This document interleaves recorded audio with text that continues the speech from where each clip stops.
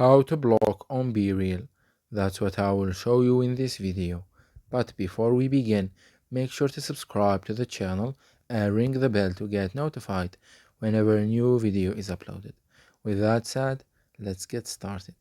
So go ahead and open up BeReal, and once you do that, you need to navigate to the profile page of the person that you want to block. Say for example this one right here.